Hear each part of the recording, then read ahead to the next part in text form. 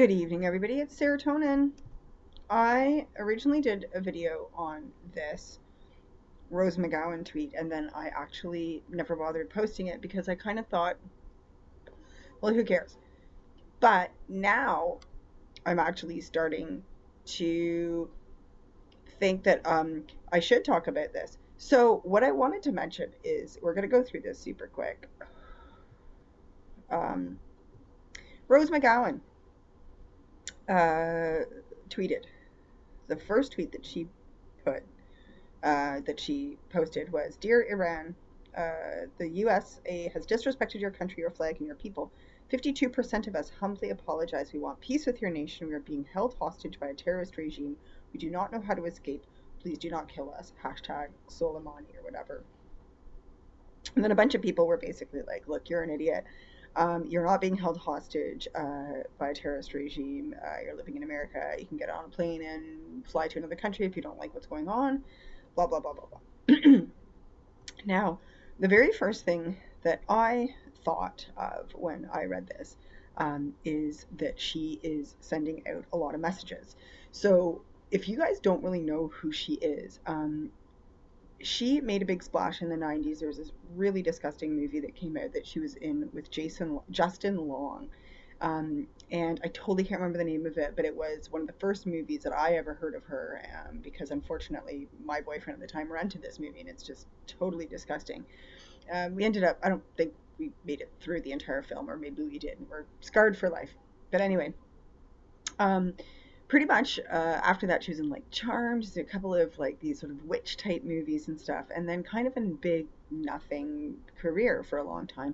But she very famously broke up a very, very long marriage between, I think it was Guillermo something. I can't remember his name now, but it's not Del Toro. No, that's the other actor. But the guy who did From Dusk Till Dawn, can't think of his name right now, but he's the one who directed that movie with Quentin Tarantino and the other pedophile, George Clooney. So basically, she's kind of, I don't know.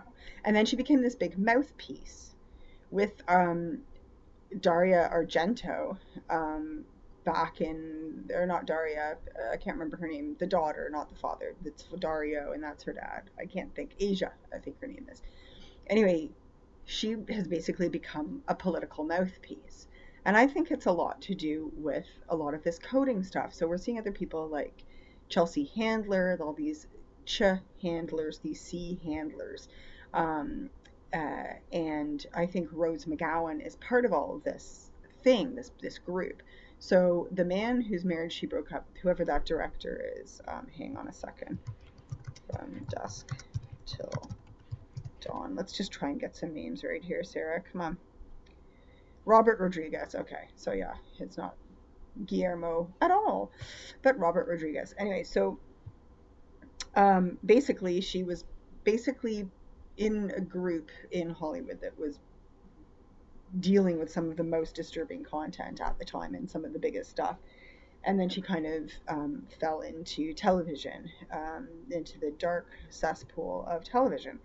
So when I read this, going back here, I thought, okay, well, you're a political mouthpiece. Your name is Rose. Roses are apparently another symbol of human trafficking, of sex trafficking, apparently. And it's something to do with the SES and the whole Coven thing and Christine Marcy and or like all that kind of stuff, with the higher up rings. Oh, and by the way, I can't get this out of my head. One ring to rule them all. Seriously, it's just, I can't get that out of my head now.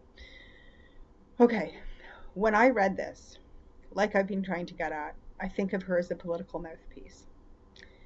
All of this stuff jumped out at me. A lot of it jumped out at me. What I read here was, "We are being held hostage by a terrorist regime. We do not know how to escape. Please do not kill us."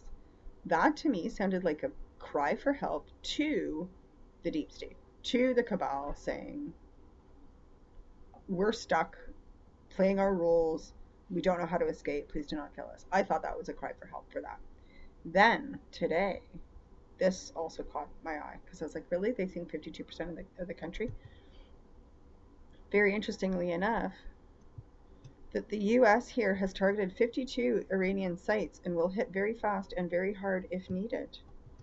So what was going on there? What exactly was going on there? Oh, why am I not? Hang on a second. Let's try and refresh this page. So what the heck was that tweet about? Was this anything to do with her doing a political, like, basically groveling move? The same tired old throw under the bus? Or was this about this? Which is very interesting because if she's sending messages through Twitter, what's going on with that, and who the heck is she? And it kind of, to me, it kind of underlines my question as to why is she only a political mouthpiece at this point? And so if that's the case, why are we hearing so much about her? Because it's not like she's done anything, right? Look, 52 American hostages, right? 52% of us held hostage. So I don't know what exactly she was trying to do with that, but bah, bah, I see it. I see it. All right, guys, I'm done for now.